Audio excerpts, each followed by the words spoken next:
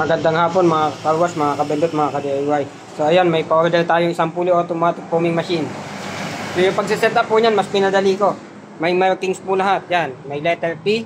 Ibig sabihin po, yan, nakalagay din, letter P. Letter P, yan yung pump. PB, yan yung pump valve.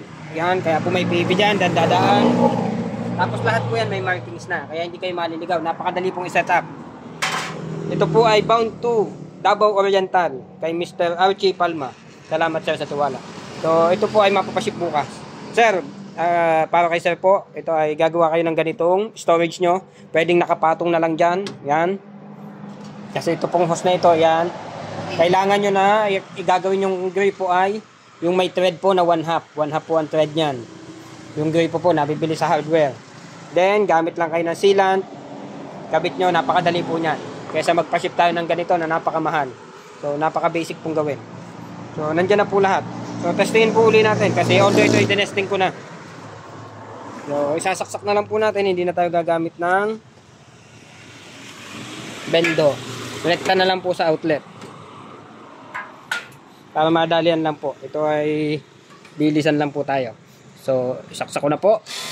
Yan. Kumakain po na sabon. Ibig sabihin, yung tunog na yon. So, yan po ang buga niya. Napakalakas po ng buga.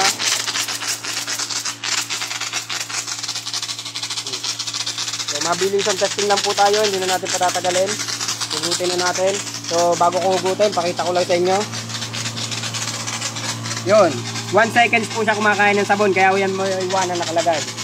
Pwede nyo pong iset sa 2 seconds. Depende sa inyo kung anong gusto nyo. Pwede 3. Pero sa akin po, ginagamit ko po ay 1 second. So, ganun po siya katipid. Napakadali lang po. Napakatipid niya po sa sabon.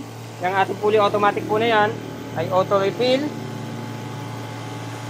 ng tubig and auto refill na sabon. Pag pinuno nyo, ibig sabihin po, pag pinuno nyo ito ay pang matagalan na. Mahigit 1 buwan na bago maubos o 1 buwan or less. Depende po sa dami ng gumagamit. So, yun lamang po. Medyo masikip po kasi ako, kaya ako nahihirapang mag-video. Napakasikip po ngayon sa akin pwesto at napakarami natin po orders. Yun lamang mga karwas, mga kabendot, mga ka-DIY. Please like, subscribe, and click the bell. Thank you.